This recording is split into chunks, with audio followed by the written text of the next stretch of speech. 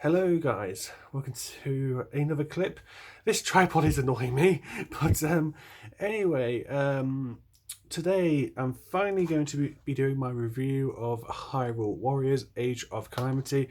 Spoilers will be left until the end, so just be wary, there will be spoilers. So I'm also going to be comparing it to Breath of the Wild, style-wise, gameplay-wise, and of course story-wise.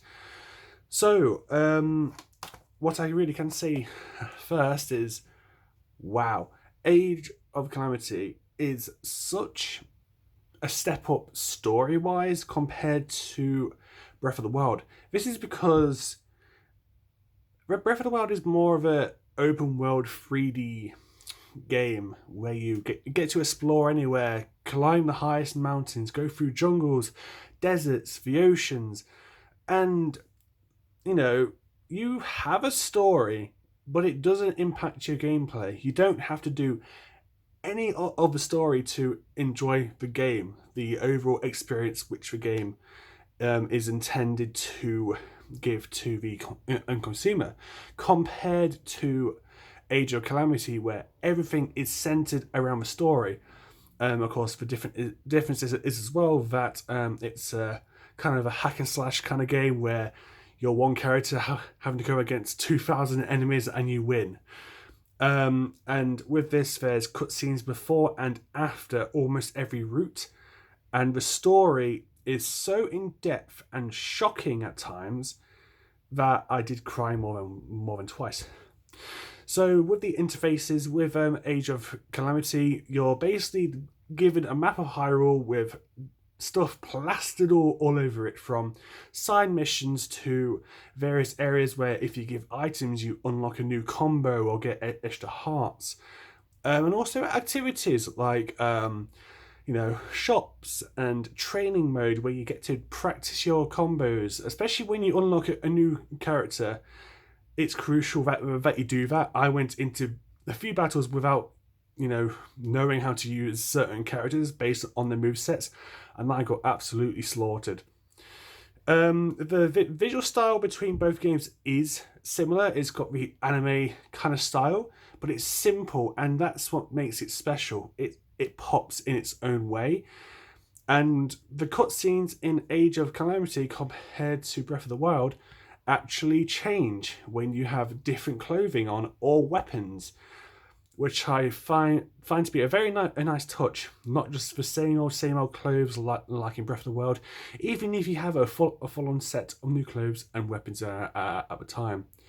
In terms of music, well, the music is stunning in both games, but it's taken up to another height with Age of Calamity. For example, the Guardian theme in Breath of the Wild, it doesn't really sound menacing, but in Age of Calamity, holy crap, first time I heard it, I was taken aback. It's actually terrifying.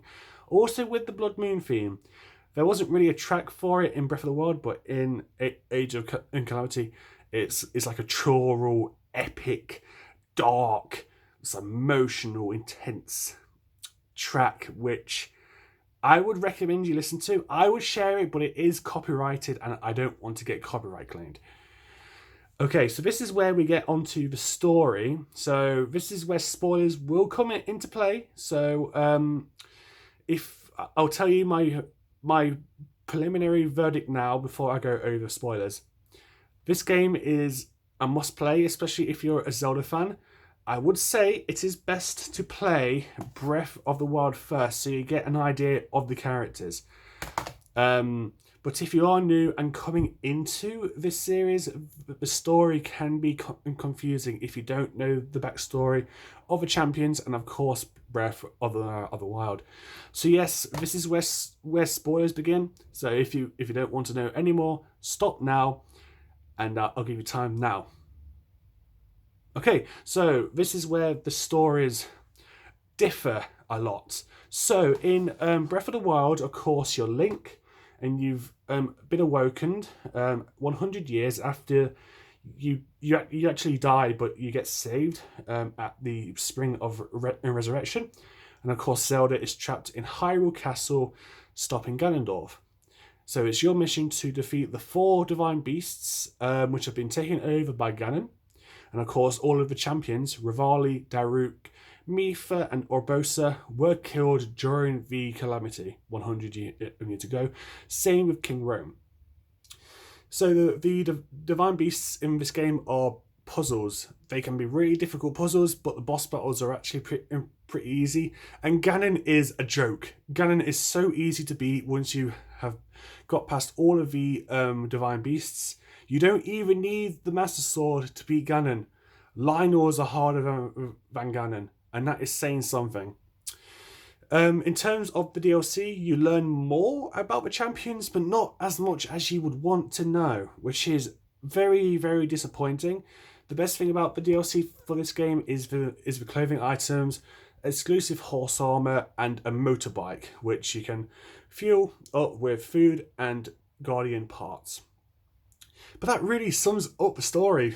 Of course, you have side missions and everything, but what sets this game apart is its open world design, and that's really what you're paying for.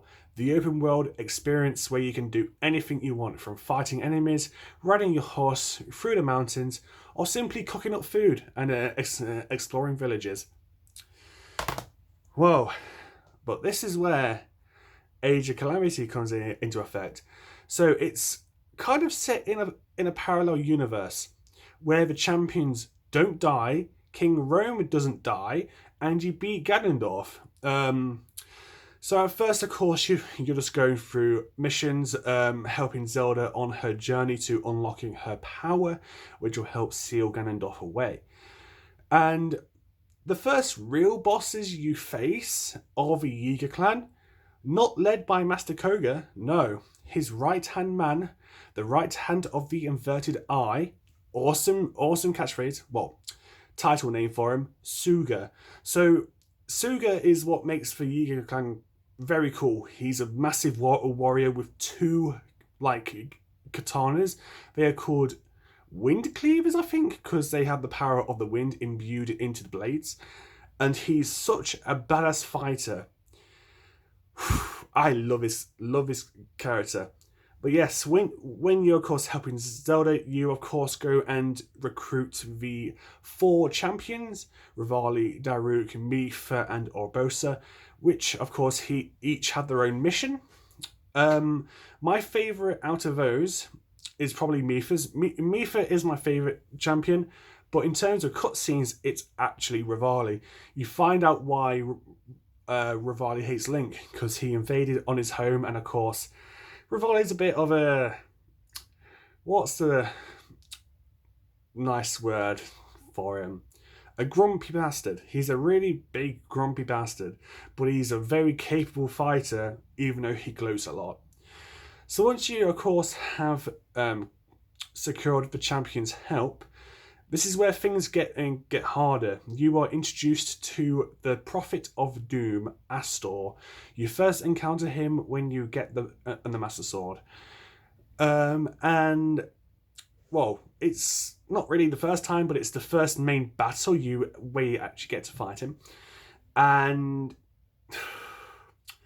it really depends on what difficulty you're playing at. I'm gonna put this down now. So I was playing on very hard through almost all of my playthrough, and Astor is insanely powerful. He, of course, wields dark magic granted to him by Ganon, and he made these creatures which resemble the champions in Link, which you have to fight to even get close to him. On normal mode, which I have tried as a comparison, he's easy as hell. But on very hard mode, as I was playing, he was a very difficult battle. He doesn't really have any backstory, which is very, very unfortunate.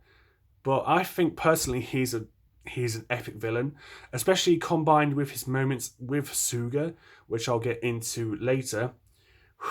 Just stunning. So, of course, past this moment is where, of course, you go through a few more missions, and this is where eventually Ganon arrives, quite far into the game, if I'm honest. And this is where a massive plot twist happens, which made me cry. So, I was doing the mission where you're sent to help Mifa and Daruk fight against Water Blight and Fire Blight Ganon, which are basically like Ganon's like top like incarnations of himself, since Ganon has all of the powers as well of the Blight Ganons. And basically, as it looks like in the cutscene, as Mifa and Daruk are about to die, Sidon appears and Yunobo. They have been time traveled by the little guardian who you see in the trailer. So Sidon, you do see early on in the game, but he's only a baby. Epic cutscene, he goes against a bloody Lionel and he's a little baby with a trident in his hands. Like, what the hell, Sidon? What the hell? But then you see him, of course, as his full-grown adult self, saving Mifa's life. And same with Yunobo, who wouldn't have been alive at that time.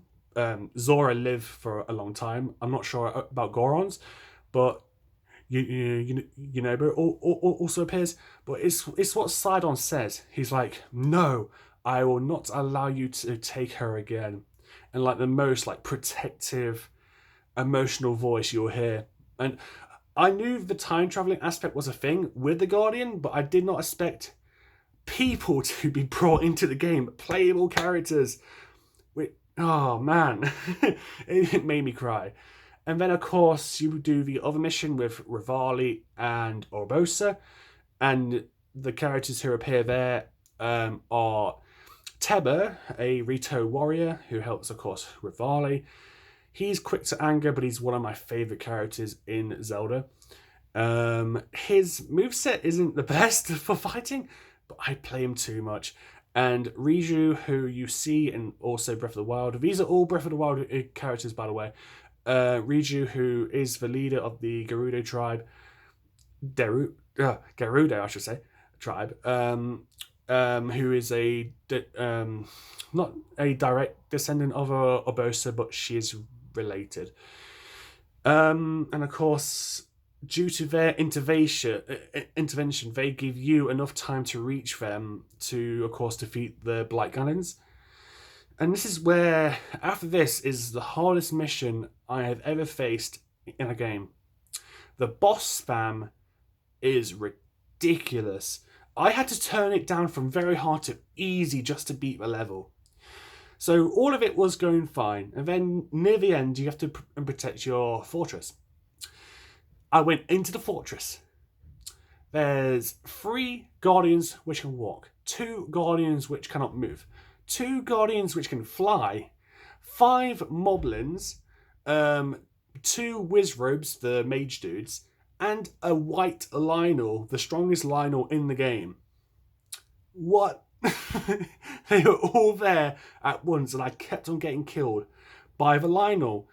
Like, it's pretty easy to take down the Guardians and everyone else, but Lionels are strong. They are very hard, even if you are 20 levels above their base level. So once I turned it down to easy, I kept on getting food dropped so I could heal. I still nearly lost a few times, but I did it. And I've not played the level again since because I'm terrified of it. Because it was so goddamn difficult. But then moving on from there, you have a few more stages. And then more shocking things happen. King Rome actually survives. The gift Zelda gives him early on in the game turns out to be a Guardian Shield, which in those times I think just reflects Guardian Blasts. So all of the Guardians around Rome and his guards were just one-shotted instantly. And Master Koga disguises himself as a soldier and bows to Zelda, joining Zelda's force of warriors. Yikilan, who are meant to support Ganon, now wanting to beat Ganon. But where is Suga? I think he died. Because there's a cutscene where Astor turns against them and Suga defends Koga. Koga stays behind to help. But as far as we know, Suga died, saving Koga's life. And that hit me hard because Suga's one of my favourite characters in the game. I wanted him to be playable so bad. Nintendo DLC, please add Suga as a playable character. I will literally worship you for that. But yeah, I think he died, and it's also been debated among the community that he might have lived, but there's no evidence suggesting that he did so. As far as we know, he's dead. Suga, you dual-wielding katana badass, why did you have to die to Astor? Astor, of all people.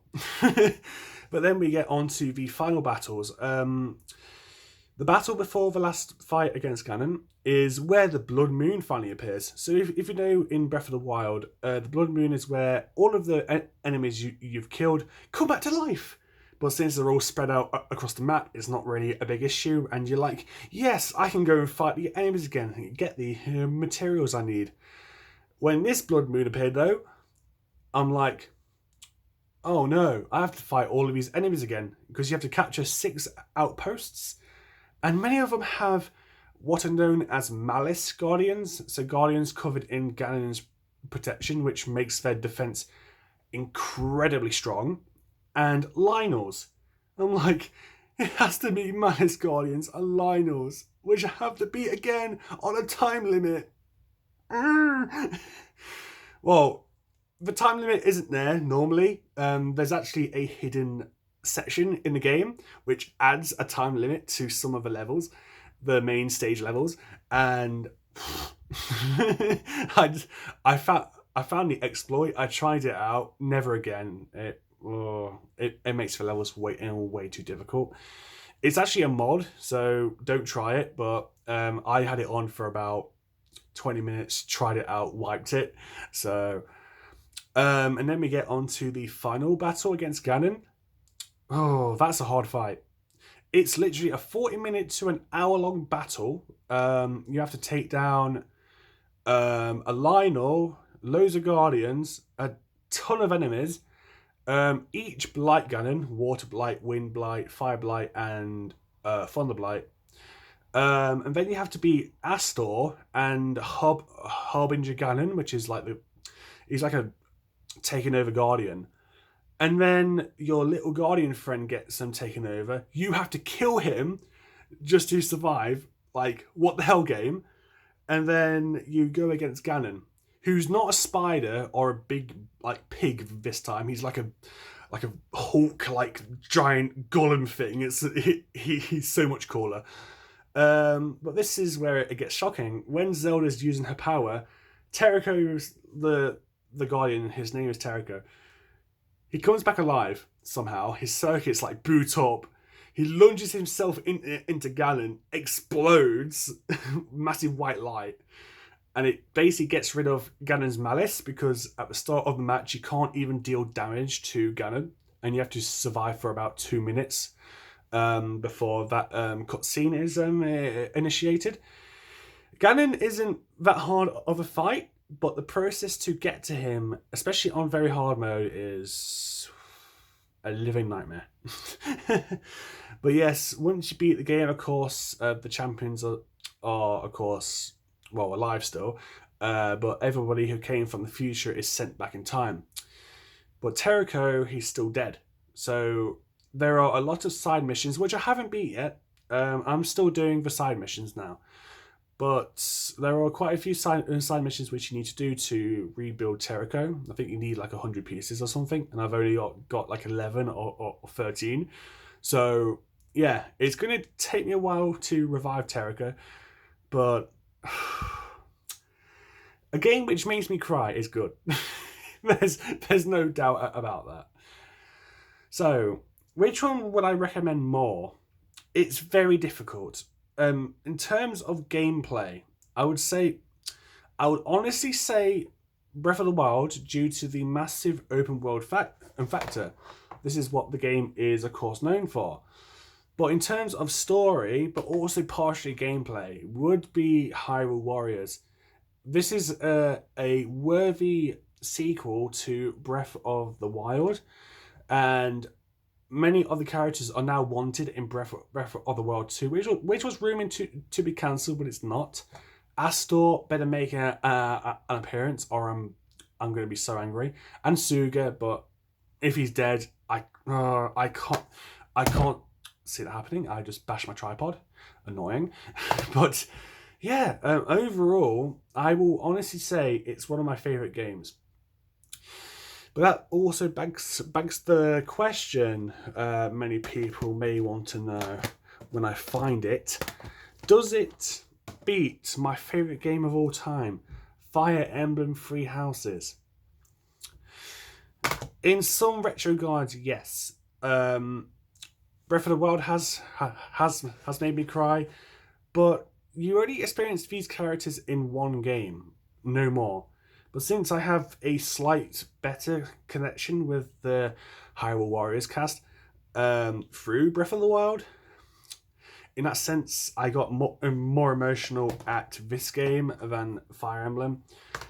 But unfortunately, this guy still reigns supreme. This is because of a few things. Story. There are different endings to the story, and it frankly has a lot more gameplay time. Pardon me, gameplay time than Hyrule Warriors. And also DLC. This DLC is actually worth it. Breath of the Wild's DLC, not really. Like, all you're really doing is learning of a song from each champion and gives you a little bit of insight into their past, which of course you now know fully in this game, but apart from the uniforms and that, but you get exclusive uniforms in this, so DLC is still better in Fire Emblem. Fire Emblem still ranks overall, but where does this place Hyrule Warriors in my top five games? Well, since we also have some newcomers, including Mario Kart, and I've been playing Mario Maker a lot more and Smash, I'm going to be doing a quick ranking of those and also my quick thoughts on these games. Rayman is a good game, still need to put more time into it, which I will be doing soon. Lego is just Lego Marvel. It's a good game, but I beat it.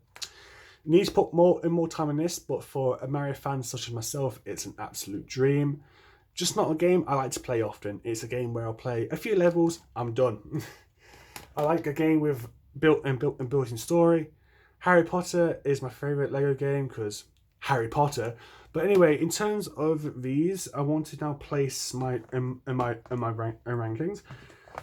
It's a little bit difficult, but I'm going to say Mario Kart is at the bottom of this list, only because really it's not a game I like to play on my own much. I've already put about 4 hours into it, and most of it has been online. So, meaning I've not beat all of these CC Cups. I don't have all of the vehicles yet either. But I will say online works really well on this game, even with uni Wi-Fi. So, this is still a win in my book, and I still need to put more time into that. Next, I'd say we would have Mario Maker 2, really because I've started making levels again, and I do have a renewed appreciation for this game, even though it's still a game which I've already put 15 hours in. And this is where things get tricky, because I like Smash a lot because playing with friends, but it's the same with a Mario Kart. I don't like playing it on my own, and online is so bad. You can't really play online against others because the lag is atrocious, and you often disconnect, which can result in you actually getting banned for a certain amount of time. Even though it's not our fault, it's Nintendo servers. But I can't really fault Smash in any way, but due to me preferring a linear story, this one's going onto the pile. So, in terms of the last three, where do these games lie? At number 3, I would say Breath of the Wild. Really because of the story. Like, I love the open world aspect, how the world can kill you, and anything can happen here in this game. I've been killed by rocks rolling down a hill before. Like, when do you expect that? But yeah, this game isn't really really about the story. It's about the actual gameplay, and for that, I like a good story. So that's why it's in third place. But it's still one of my favorite games. And then, of course, number 2 will be Hyrule Warriors, the whole basis of this review. The story, the gameplay, so much adds up for an amazing game and a definite worthy sequel to Breath of the Wild. Then, of course, still reigning supreme is, of course, Fire Emblem. I do love the characters in Breath of the Wild and Hyrule Warriors, but the characters in here steal my heart every time I play them. The stories are different enough to still keep you interested. After part one kind of sucks after you played it a lot of times, and the music is still something I come back to again and again and again, even though I've been hooked on Hyrule Warriors music a lot. So yeah, that ranking was meant to be a separate video, but I thought I may as well include it in this review. And of course, this video, if you've made it to the end, this video, of course, signals that my break is over. It's Sunday night for me, but this will be probably coming out Monday, Tuesday time, as I did promise in my video titled I'm Having a Break. So yeah, this is the end of my pretty shambolic review of Hyrule Warriors. If you have a chance to play it. I couldn't recommend it more. It's just not for younger kids. There are some pretty dark moments in there, which I do warn you about. But yes, thanks for watching, and yeah, I'm gonna go back on Hyrule Warriors now. Woohoo! Let's go. Peace, guys.